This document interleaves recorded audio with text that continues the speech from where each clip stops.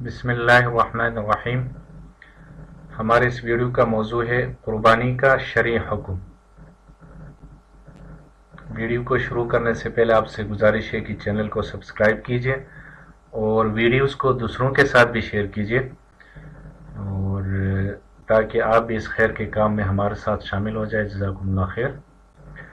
قربانی کا شرعی حکم جو فقہاء احناف ہے ان کے ہاں جو مفتبی قول ہے، راجح قول ہے، وہ یہ ہے کہ قربانی واجب ہے، اور اس کی وجوب کے دلائل جو ہیں ان کے پاس، سب سے پہلے دلیل حضرت ابو ہریرہ رضی اللہ عنہ سے روایت ہے کہ آپ صلی اللہ علیہ وسلم نے ارشاد فرمایا، من کان لہ سعۃ ولم یضحی فلا یقربن مصلانا۔ ابن ماجہ نے اس کو باب الاضاحی میں ذکر کیا اس روایت کو۔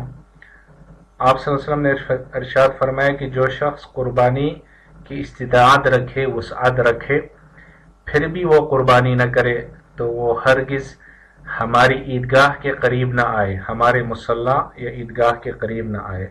یعنی اس انسان کی استطاعت ہے، مالی گنجائش ہے، صاحب نصاب ہے، پھر بھی وہ قربانی نہیں کرتا، تو اس کو چاہے کہ پھر وہ عید کی نماز پڑھنے کے لیے ہمارے عیدگاہ میں نہ آئے۔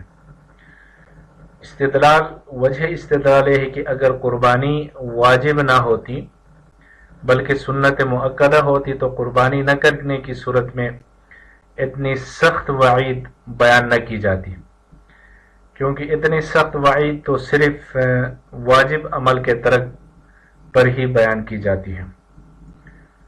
اور دوسری جو دلیل ہے وہ حضرت انس نبی کریم صلی اللہ علیہ وسلم کا ارشاد نقل فرماتے ہیں، من ذبح قبل الصلاۃ فلیعد، کہ جس نے عید کی نماز سے پہلے قربانی کر لی تو وہ دوبارہ قربانی کر لے۔ بخاری نے کتاب الاضاحی میں اس حدیث کو نقل کیا ہے کہ جس شخص نے عید کی نماز سے پہلے قربانی کر لی تو اس کو چاہے کہ وہ اپنی قربانی دوبارہ کر لے۔